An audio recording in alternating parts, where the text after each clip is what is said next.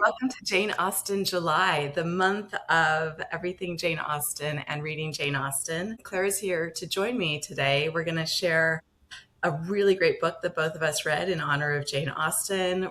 Austen July is all about people reading Austen's works. It's also all about people reading her related works. We're going to take you through some of our favorite adaptations.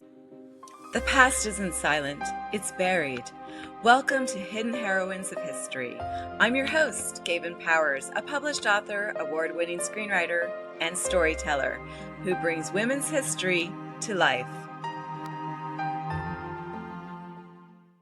Claire, thank you so much for joining us today. Hi, Gayvin. It's my pleasure. It's lovely to be back. It's great to have you back. Part of what Jane Austen July is about is reading Jane Austen novels, which we've covered a lot of. We talked about Persuasion earlier. We talked about Pride and Prejudice. We know she has more stories than just those two, but also her inspirations for adaptations and inspired works. Claire, would you like to go ahead and start with your favorite list? Go for it. For a long time, I was very resistant to to any of these sort of spin-offs of classic works, but I've had to change my mind because there are so many good ones around. There really are. Jean Rhys's Wide-Side SOC, telling the story of the mad wife. I know I'm going off Jane Austen a bit, but telling the story of the mad wife in the attic. That's genius. So I've had to change my mind. And okay, I'm glad you did. I feel like the Jane Austen novels by other people fall into three categories. There are those that are rooted in Jane Austen's actual world and life. So like 6 Weeks by the Sea or Miss Austen by Jill Hornby, which I really loved. This is so good. And it's just telling a quick the story of Cassie when she's much older. A friend of their very close family friend of theirs dies, and she goes ostensibly to sort of help the remaining daughter in the sort of grieving process, but really her actual aim is to retrieve the letters that Jane sent to the daughter's mother as part of her a campaign of removing anything from Jane Austen's letters that might be shocking or that she didn't want the world to. She's protecting the Jane Austen brand is what she's doing. This is like old school protecting Jane Austen. Yes. Absolutely. That's exactly the brand, the name, everything. She's protecting it fiercely.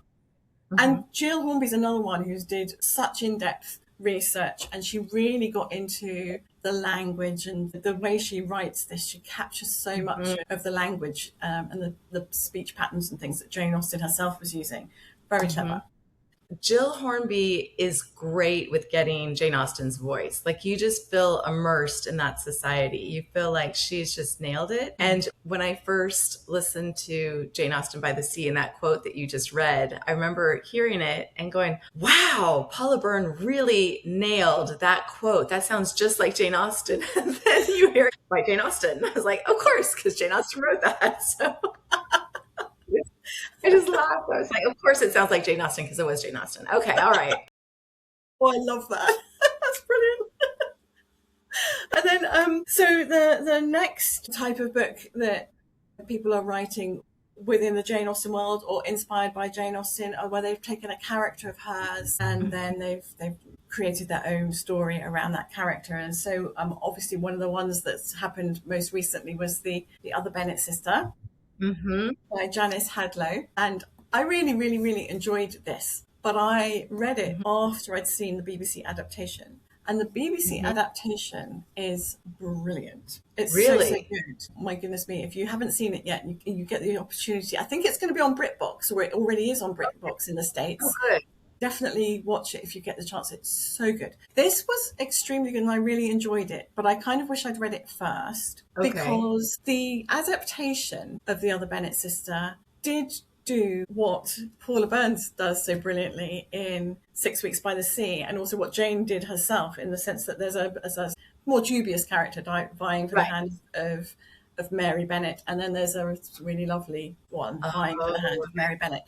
And in the book, the lovely one is single, whereas in the TV adaptation, the lovely one initially is in a relationship with somebody else, and Mary Bennet becomes friends with that girl. So although she's attracted to Mr. Hayward, she can't do anything about it.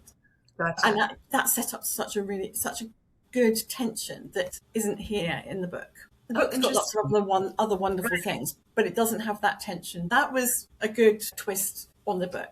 But the book is still very good, and the book is good for different reasons. I can definitely recommend them both, but I really enjoyed reading that one. I like what you're saying about that. And I haven't read The Other Bennett Sister, and I haven't seen The Other Bennett Sister. So I definitely will do that. I'll let Mm. you know what I think. Oh, yeah. It's so curious because as you were talking, I realized how Jane Austen sets up so many of her stories. There is a dubious character, a dubious love But interest, charming. and a charming one that appears better for her to begin with. And then there ends up usually being a twist somewhere about where her perception of those two switch. And so I hadn't realized that until you just mentioned that just right now, but it does make sense. And it's great for drama because there's secrets that we don't know about that get revealed later on, which is Yes. wonderful. And Paula Byrne did do that in 6 Weeks by the Sea. I did enjoy Yes. that. And did it well. Hmm. The other one I've read that is in the world of Pride and Prejudice. Interesting that the other Bennett sister, of course, is taking Mary Bennett from Pride and Prejudice. Right. Was Death Comes to Pemberley by P.D. James, which I got a long, long time ago. I love Death Comes to Pemberley. Now, it's interesting, isn't it? Because I do like the story. Hmm. And it was nice being back in the world. That's the other thing. When reading the other Bennett sister and you're back in that world and you're back with those characters, and there's something lovely about that because we know the characters in Pride and Prejudice so well. To go Hmm. back and be with those characters again, even if it's somebody else's take on them, is really Right. lovely. Yeah. I like that about P.D. James's Death Comes to Pemberley, and I haven't read this for a long, long time. Hmm. As you can see, I did get it in hardback when it came out. In 2011, this was published. And Okay. I So, know that P.D. James was a huge fan. hmm, But in a way, she almost let her fandom get in the way in a way that Jill Hornby and Paula Byrne did not. oh, And interesting. Janice Hadlow did not. They've used their huge respect for Jane Austen and her work Hmm. and allowed themselves to create something Hmm. from it. P.D. James, she keeps giving recaps of Pride and Prejudice. She keeps saying, this happened in such and such. I was like, well, we know because we've read. Nobody's going to read Death Comes to Pemberley if you haven't first read Pride and Right. Prejudice. Why on earth would you? So I was like, you don't need to keep telling me what happened in Pride and Prejudice. I know Pride and Prejudice really well. It's funny because the BBC did an adaptation of this. Hmm. And I enjoyed that more than the book. Okay, interesting because I haven't read that in it feels like a bazillion years either. And part of me wonders if because it was written in 2011, we didn't have this Jane Austen mania that we have nowadays. Everybody knows about Jane Austen, whether you've read a book or not. You've heard of Mm. her name, you've heard of her stories, you've heard of Mark Darcy coming out of the lake to I mean, charm.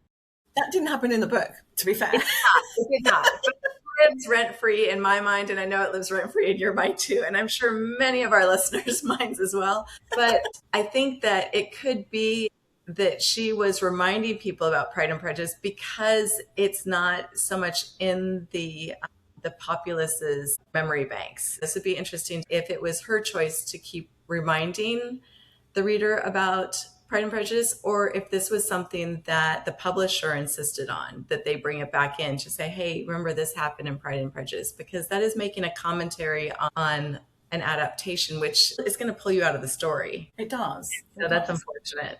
It was still a good story. It's P.D. James. She's no longer Yeah. with us, sadly, but she was so good at plotting. She was so good at mystery. She was so good at a twist. So those elements are there, but every now and then she just recap a bit of, and I was like, I it was frustrating. good. So yeah. The third type of novel that draws on Jane Austen's work is the ones where they rewrite the story. So you get a rewrite of Pride and Prejudice, or a rewrite of, or the novel is based on the sort of bones of Right. one of Jane Austen's stories. And obviously, one of the most famous ones is Bridget Jones's Diary, Yes. which I loved. And Yeah. funnily enough, when this book came out, I had a friend who was working in publishing, and one of her Mhm. colleagues at the publishing house was called Bridget Jones. You're kidding. That poor woman never lived that name down. You could not make it up because she said, "Oh, where I'm working, there's a woman called Bridget Jones." I was like, "You're kidding me." She said, "No." Yes, everybody knows Bridget Jones's Diary. It started out as a sort of humorous column in the Independent newspaper here, I didn't and know that. then and it was so popular, she obviously then came up with the idea of making it into a novel, and then of course it became a film, and so on as these things go.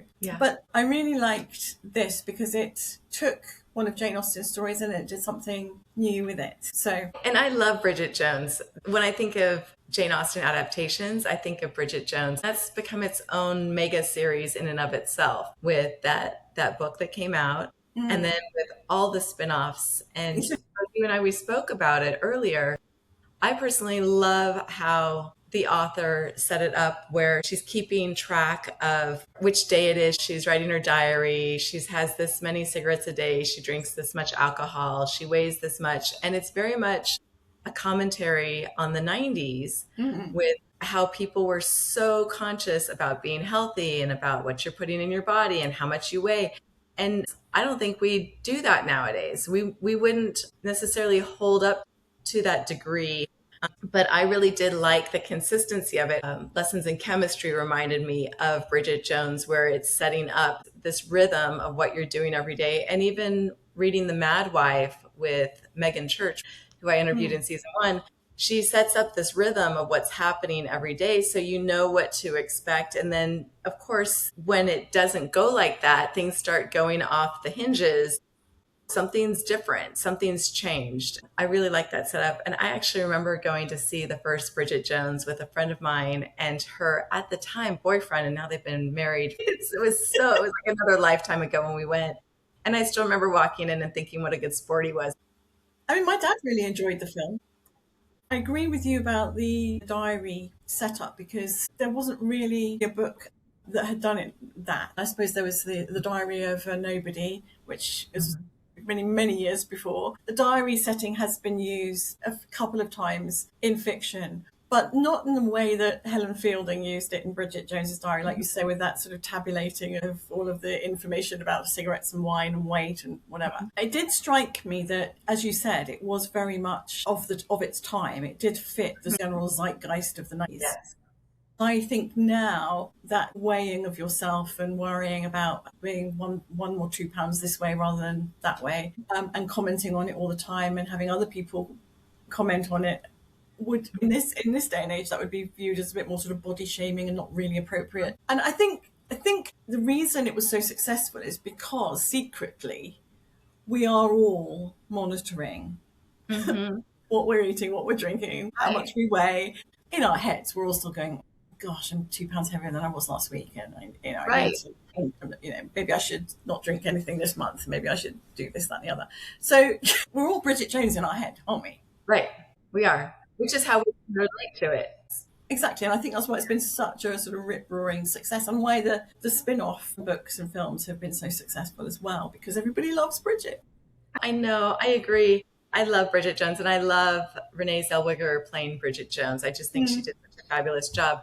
And of course, I love Colin Firth as Mr. Darcy. Like, he's going to always be my Mr. Darcy. And he was just fabulous. I saw an interview with him mentioning that he had just done Pride and Prejudice, the miniseries, and went on vacation. And his mom had called him and said, "Yeah, you're a big hit." And he's like, yeah, sure. Thanks, Mom. Like, every mom's going to be like, "I'm so proud of you. You did so well." And he came back and he was like, "Oh my gosh, like this wasn't just a mom thing. Like, Mr. Darcy Mania had hit after that series.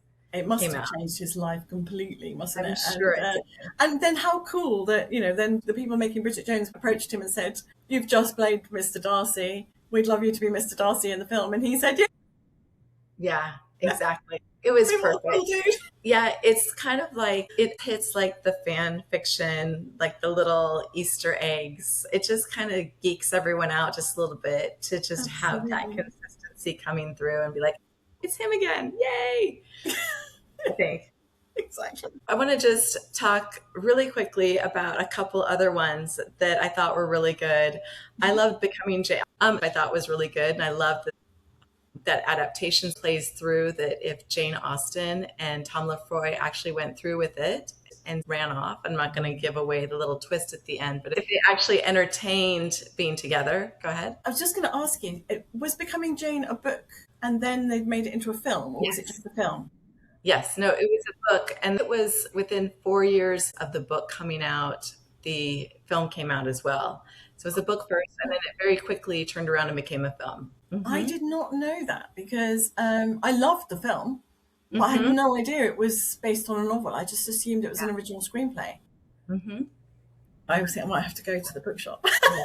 We might have to do a deep dive on that later. Speaking of things getting adapted into films, I do not like zombies at all. Like, I don't like horror. I don't like gore. I'm like, whatever, pass, pass, pass. But I have to say, I really enjoyed Pride and Prejudice and zombies.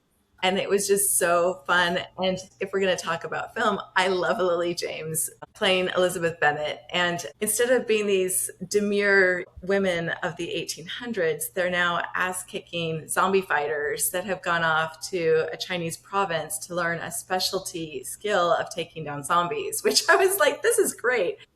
I was thinking of it more as like a cross between Pride and Prejudice with Crouching Tiger, Hidden Dragon, which was also a book first before a film, and then add zombies to it. So the beginning of this one, I love how so many of these Jane Austen adaptations riff off of the very first line of Pride and Prejudice, which is the truth universally acknowledged that a man in possession of a fortune must be in want of a wife, some variation of that. And so this one starts off with, it is a truth universally acknowledged that a zombie in possession of brains must be in want of more brains. Never, never was a truth more plain than during the recent attacks at Netherfield Park, in which a household of 18 was slaughtered and consumed by a horde of the living dead.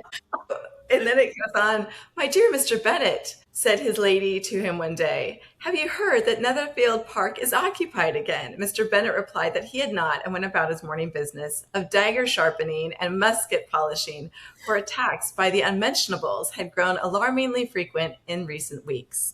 So you know you're in the plot of a zombie apocalypse set in Jane Austen's time, which is just kind of a fun, cheeky take on it. And I That's really, genius. I love that. That's hilarious. really fun. And like I said, I really love Lily James as Elizabeth Bennet as the main character in this story. She does a fabulous job.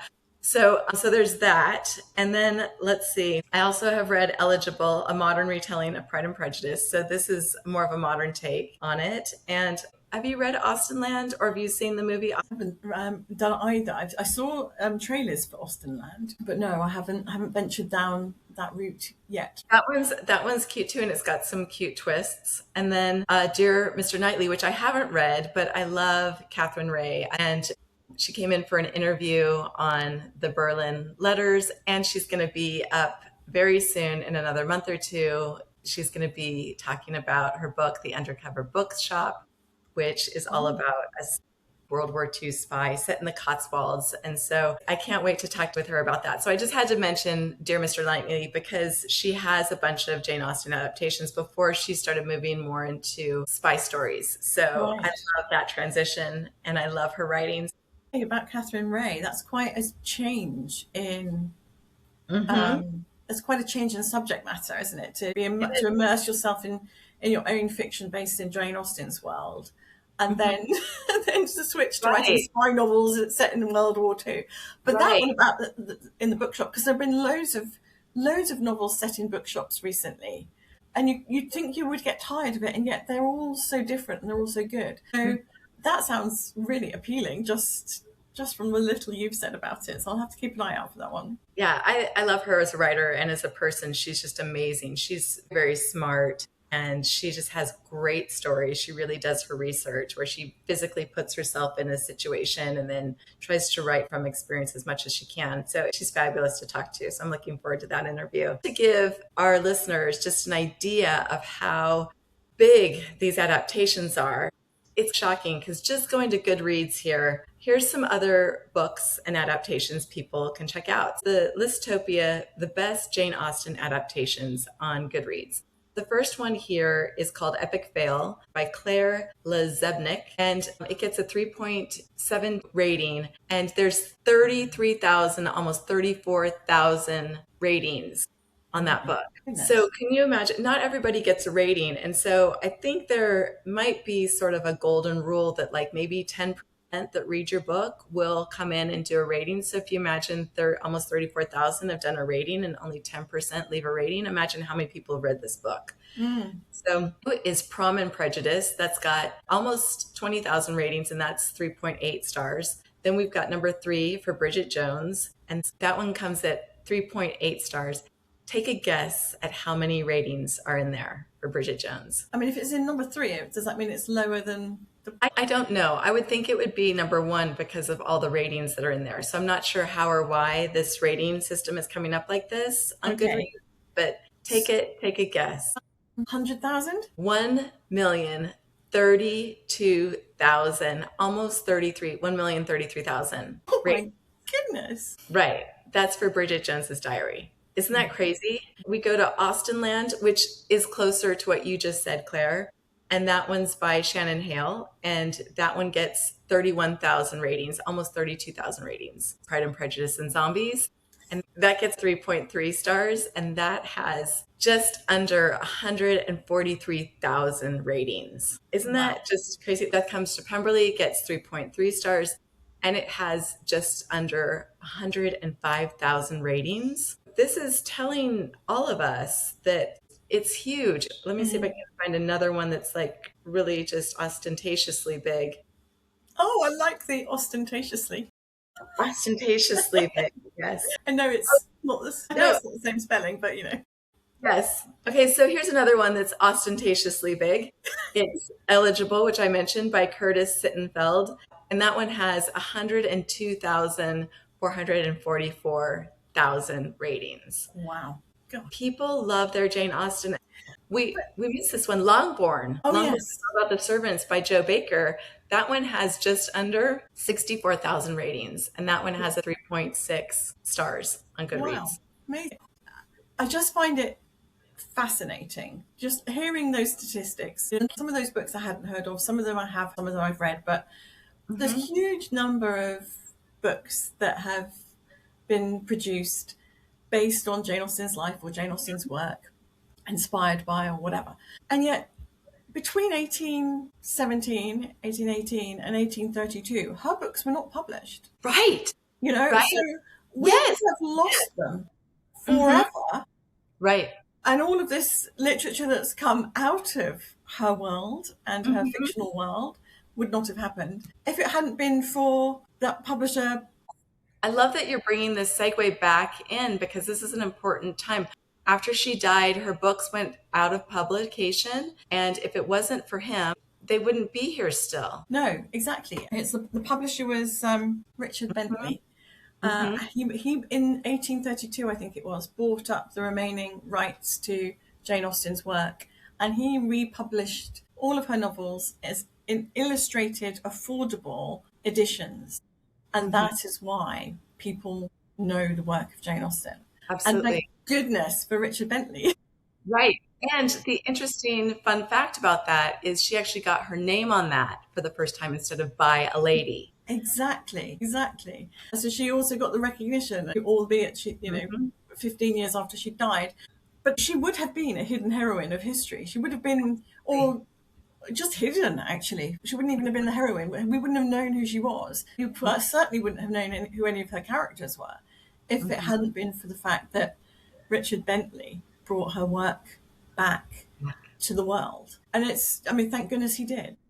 Oh, thank goodness for all of us. So I would like to toast to all of the writers who adapt Jane Austen. Here's to Helen Fielding for giving me my first taste of Bridget Jones. Thank you so much for bringing us so much joy. And would you like to share anything, Claire? Just a toast to Jane Austen herself. Thank goodness we have her work. Absolutely. Thank you. Cheers to everyone. And we'll see you again. This is Gayvin Powers with Hidden Heroines of History, joined by the lovely Clare Draycott. We'll see you again. Have a great day. Bye. If you enjoyed this, like, share, and subscribe. We have more amazing episodes planned. You can listen to them on the Hidden Heroines of History podcast on YouTube, Spotify, iTunes, and iHeartRadio.